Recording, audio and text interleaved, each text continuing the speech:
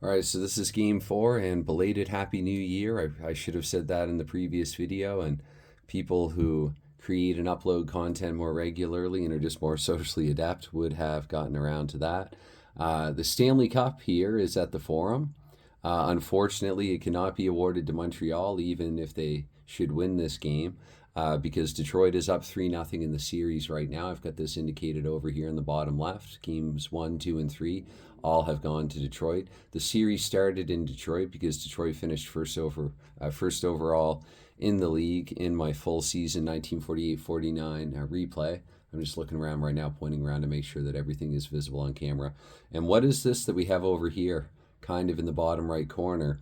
It would appear that someone, a Wings fan presumably, has managed to sneak an octopus into the Montreal Forum because, of course, the octopus, the whole origins of that, comes from the fact that back in the original six era, 8 wins is what was needed in the playoffs to win the Stanley Cup. So 1 win for each leg or arm of the octopus. So anyway, let's get this one underway before I start, I don't know, coughing or whatever with the condition that I'm currently in. So starting things off here will be the home team, Montreal, getting the first possession here. It's going to be Glenn Harmon, the defense. Haven't had his name come up in a while. Harmon with the 4, however, he's going to be unable to set up anybody with a chance to score. So we get through that first sequence and on to the second one here in the first period of game 4. And it's going to be Detroit Jack Stewart. He's had a lot of touches in the series. And Stewart, he's going to be able to do something with this one, 9. So he sets up the Joker now because Detroit's in the road. The Joker means an automatic home team loss to the home team. So for the visiting team to the home team. So that is 2 sequences gone by. On to sequence number 3 we go here in the first period where with the 10, that'll be Doug Harvey. Doug Harvey, Montreal legend. At this point, this was either his rookie or his sophomore season. I'm trying to remember actually. Bugs me now that I don't remember that. I think it was the sophomore season, but not quite the prime Doug Harvey yet, but a good defender nonetheless, a solid defenseman. And Doug Harvey here with a 6, unfortunately needing an 8 to 10 to set up anybody with a chance to score. So we get through that third sequence and on to the fourth sequence where number 9 here, card 9 for Montreal is going to be Cam Reardon, another defenseman here. And Reardon with the 7, but Reardon also needs an 8 or greater, so that's going to be another sequence gone by up to the roughly the 12.5-minute mark here, the first period. And the 7, right, because Reardon had the 7 and then the 2 more in the sequence. So the 7 here for Detroit. Marty Pavlich here for the Red Wings. Pavlich with a 7. I believe that's what he needs. He has 7 to get through. It's a little easier for Detroit. Pavlich on to Pete Horak. Pete Horak needing an ace or a 7 to 10 to score. And he gets a joker, so the visitors get jokered out again. That would be an automatic goal for the home team. On to sequence 6 we go here, where it's Detroit maintaining possession. Jim McFadden there with a 5, though unable to maneuver it to anybody with a good shot at the net. So we're going to sequence 7 here, where it's Detroit once again with the possession. First half of the period, Montreal had a lot of possession. The second half, it's kind of been more Detroit. And Bill Quackenbush here with the blackjack. I won't injure anybody in Detroit, but it also means that they fail to complete anything in that sequence. So the final sequence here, the first period, where it's going to be Ted Lindsay. Ted Lindsay, terrible Ted here with the 10. He's going to get it through to the king. Ted Lindsay actually, solo effort here. He needs an ace or a 2 to 10 to score, and he gets a black king. So actually the highlight of the period at the very end of the frame in the dying seconds, Bill Durnan, who can only be beaten by a red king, and this is a black king. So Detroit is unable to score there. Ted Lindsay with easily the best scoring chance of the period. But this one, like I think in every other game, actually I was going to say every other game so far this series, but game 3 there was 1 goal in the first period. But this is scoreless after 1. Right back for period 2, and 2 periods might be all that's left to play in this series. Somewhat sadly for this Montreal Canadiens fan, but to get things going here. Let's see off the opening draw with possession. It will be Montreal and Cam Reardon once more. Let's see if he can do something this time. With the Red King, he will be able to. Detroit's team defense, only Kings can penetrate. So Reardon, he manages to set up Leo Gravel. Leo Gravel, he's had a couple of chances in this series, made good on one of them. And Gravel this time, he needs either an ace or a 10 and a Black King. So the King actually goes to goalie Harry Lumley, so I stand corrected. Lumley can be beaten by any king, so it's going to be Leo Gravel. Again, Leo Gravel coming up big. Not really an offensive juggernaut, certainly not in 1949, but if I'm not mistaken, I think he is a Hall of Famer. It'd be embarrassing if I was wrong about that, but I think he's one of those, call it lesser known because he wasn't a Richard or a Howe or anything like that, but a Hall of Famer, I believe Leo Gravel is. But anyway, Leo Gravel getting a really crucial goal here early in the second period. That was the first sequence. So within the first 2.5 minutes here of the second period, Leo Gravel from Ken Reardon. The secondary assist is the 8 of spades. That's going to be Glenn Harmon with the secondary assist there. So it's 1-0 Montreal. It's perhaps not without some disbelief that I'm saying that, but yeah, Montreal has scored first here, so let's see here. Off the face-off from that, it's going to be a Montreal team player with it. So Jack, I'm going to go high to the right here. I'm going to say Todd Campo. We'll give it to... I was going to say I like saying Rip Riopelle as much as possible, but I said Campo first, so let's keep it Campo. Campo here needs an ace or a 7 to 10. Joker, though, is automatically through again for the home team, so I stand corrected again. That is an exception for the home team, so... that puck is going to be fed through to 6. 6 is Roger Legier. He tees it up at the point. Legier with an 8. He needs a 9 to 10 to score. That is a good grab. A nice kick save there, perhaps, by Harry Lumley. And on to the third sequence we go here. I should keep track of time. So 4 here. That's Murph Chamberlain again for Montreal with a 5. So that's going to be taken away easily from Chamberlain. And to the halfway point of the period we go, where again it's that pesky Jack Stewart for Detroit. I'm showing my homerism now, my bias, calling him something like that. But let's see here. So that's 4 sequences gone. Stewart has had a lot of touches in this series. Anyway, it's back to Montreal and back to Elmer Locke this time. Elmer Locke trying to make a play, and he will be able to get it through to 7. 7 is Glenn Armand, so actually back to Armand, probably also at the point. And Armand, he needed an 8 or an ace or an 8 to 10, and he only gets a 2. So now it's going back the Red Wings way here. It's Red Kelly. Red Kelly, it's been a while since his name has come up. Kelly with a 7 where he needs an 8 to 10. So to the next sequence we go here. And with the 10 there, that's Detroit once again. Jim McFadden once again with the 5, unable to maneuver it. He needs a 6 to 10, so he got close. So the final sequence here, the second period, 1-0 Montreal lead, and it's going to be a Montreal team player once again. 3, let's say Doug Harvey this time. So Doug Harvey, I know I could probably try to divide it up mathematically between the cards, but I just try to eyeball it and do it rough. So Doug Harvey, and because you have 3 right after the 2. So Joker, that means automatically it is fed through, and picking it up in the Red Wings end is going to be Roger Legier once again. He's going to have another try. He rifles it from the point, and it's a 7 where he needed an ace or a 9 to 10 or a joker. So there, through 2 periods, the score is 1-0 Montreal. So third period, and of course I didn't move this pawn here for the second period, but it is the third period. I have played 2 complete periods. I haven't forgotten that I played an entire period. I just forgot to move the marker, the pawn there at the top. I'll move this one back to number 1, and also a reminder that because it's the third period, I do 10 sequences, which I guess in this case could be just allowing the Red Wings more time to catch up. It is 1-0 Montreal after 2 periods, and to start the third period, we have a 4 here, so it's Murph Chamberlain with the puck again for Montreal, and with the 4 again, Murph Chamberlain is unable to set up anyone with a chance to score. To the second sequence where it is Montreal maintaining the puck. Doug Harvey with it again. Doug Harvey with the 2, however, that basically almost never works. Except for some of the WHA set, I think, because they scored a lot.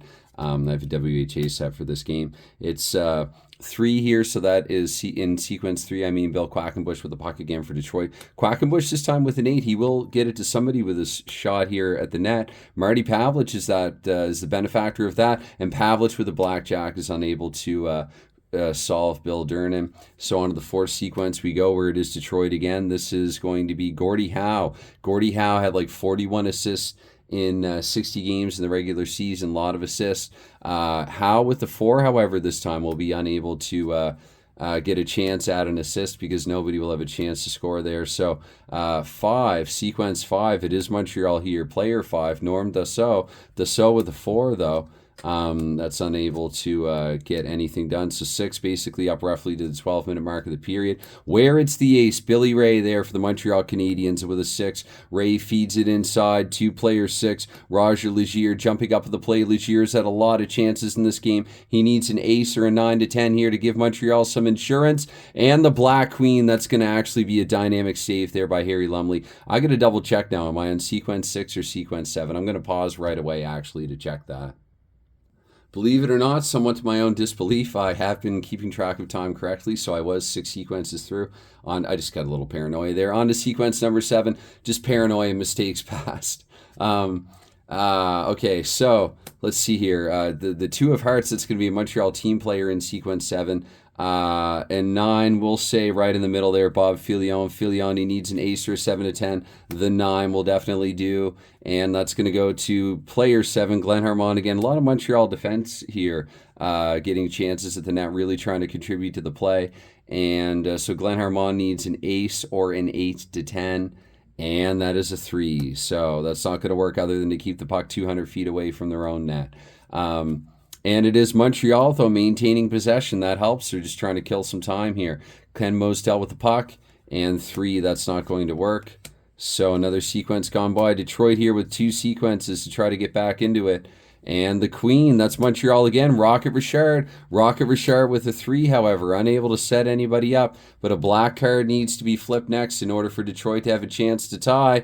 And it is a black card, so here's Detroit's last gasp. It is Max McNabb here in sequence 10. McNabb needs an ace or an 8 to 10, and that is an 8, so McNabb, he's going to send it through to the ace to Sid Abel. Oh my God. Sid Abel needs an ace or a 2 to 10, or a face card could come up like the end of the first period there, and Bill Durnan could make an outstanding save.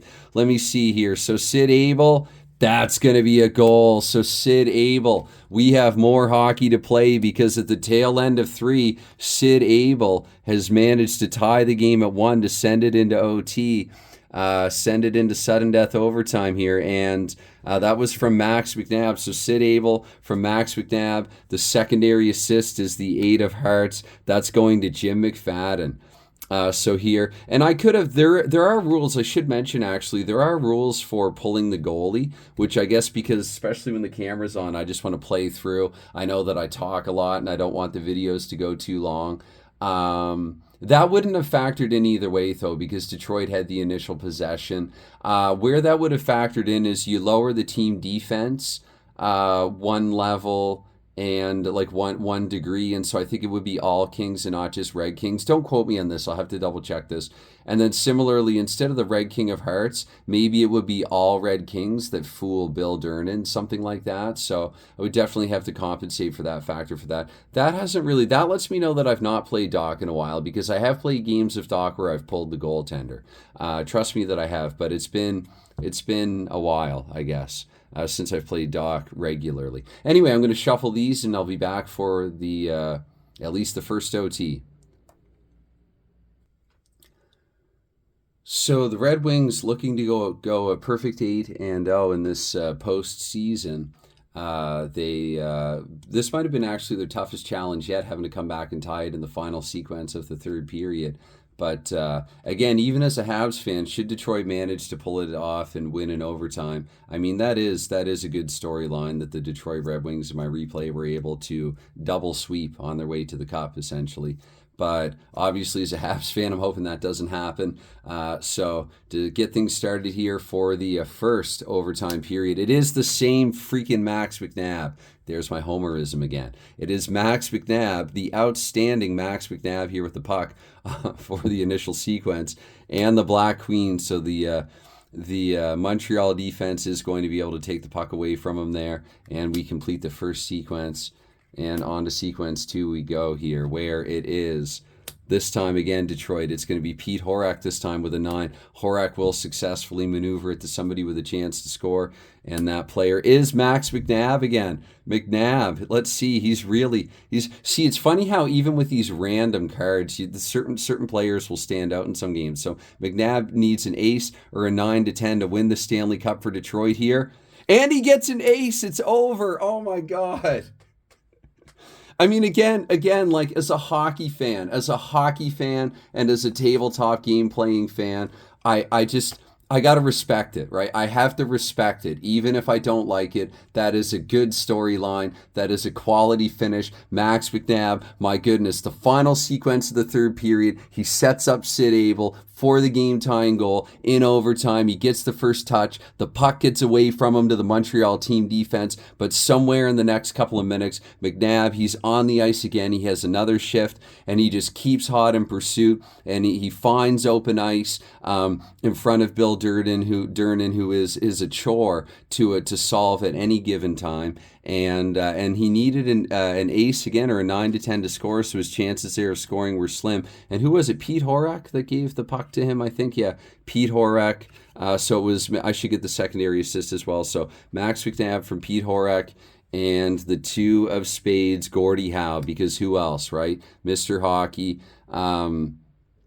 helping on that Stanley Cup winning goal. So Detroit, they managed to clean sweep. They go 8 straight, and the octopus is on the ice there somewhere. And Detroit, they win the Stanley Cup. Congratulations to the 1949. So really, in my replays of the late 1940s, I've kind of started a dynasty for Detroit early. I'm not quite sure as a Habs fan how I should feel about that, but it's all in good fun. And it is an interesting storyline. It shows that, like, I mean, again, what you can extrapolate from the tabletop to real life, it shows that, like, when was it, like 50, 51, like those early 50s Detroit teams that were winning multiple cups, those early to mid 50s Detroit teams, those weren't aberrations. That's not quite how I want to say it, but I think you know what I'm trying to get at here. Like, they had been building towards that. I mean, they had they had Howe, they had Sid Abel, eventually not on this team, but eventually like Alex Delvecchio would come in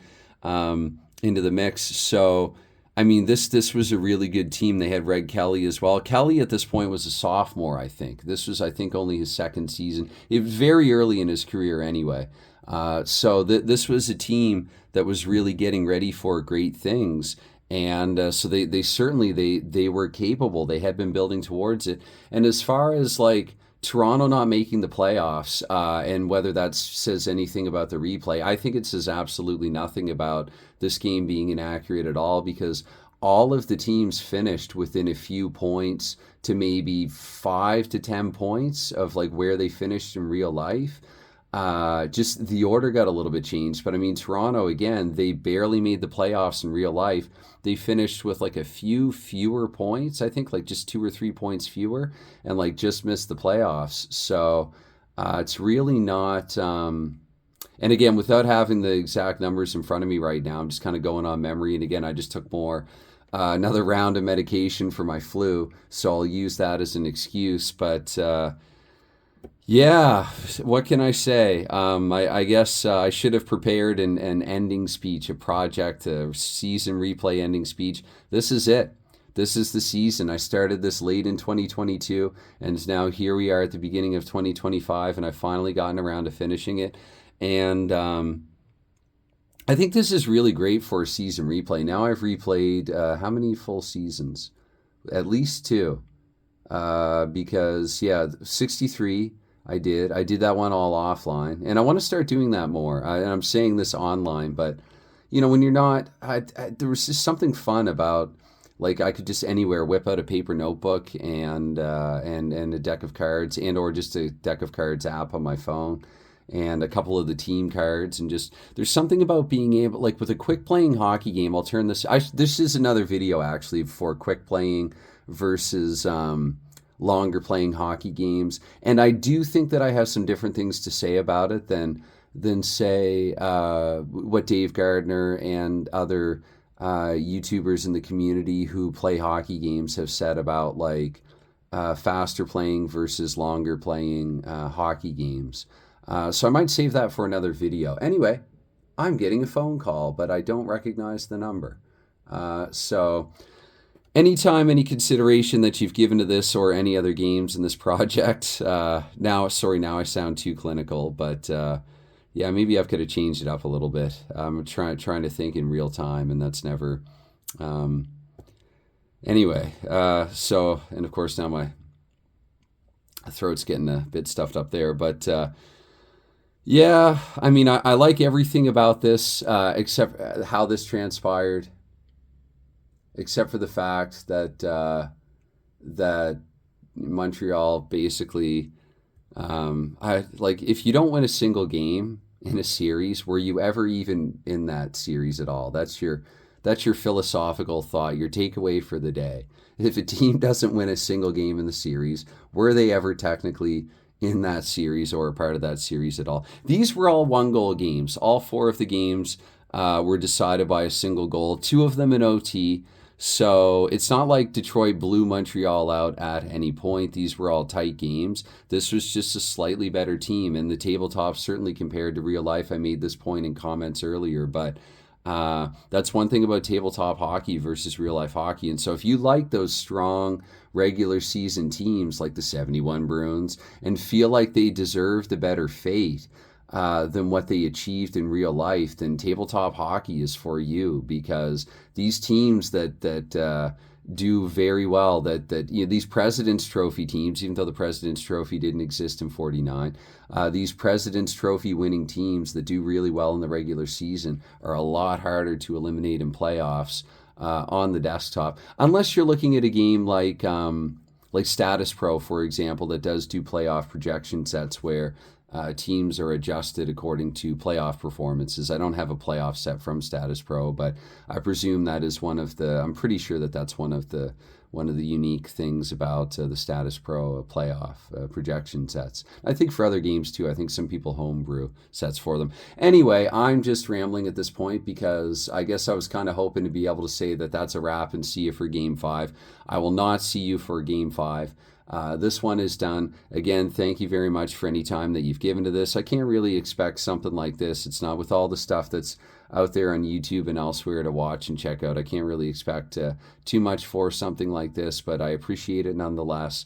And keep playing. This is a great game. I highly recommend checking it out on Delphi and contacting Michael Mitchell about a season that you might want to try if it's not available already. And even on the Delphi, if you want to try making your own homebrew cards for either an unexisting season, maybe a fictional league or season, or just if you just kind of want to, do it your own way, then that's also available in the Delphi threads as well. The formulas for creation, I'm pretty sure they're there. They're not the easiest to find, but I'm quite sure that they are there. Anyways, all right. Hey, this has water in it this morning because again I'm under the weather, but there it is. I've still got it. Bought it in Tatamagouche, Nova Scotia, like 6 years ago, I think, maybe longer. It was 6 years ago, 2019, before the world collapsed in 2020. And so there it is. I'll say cheers, thanks, and bye for now.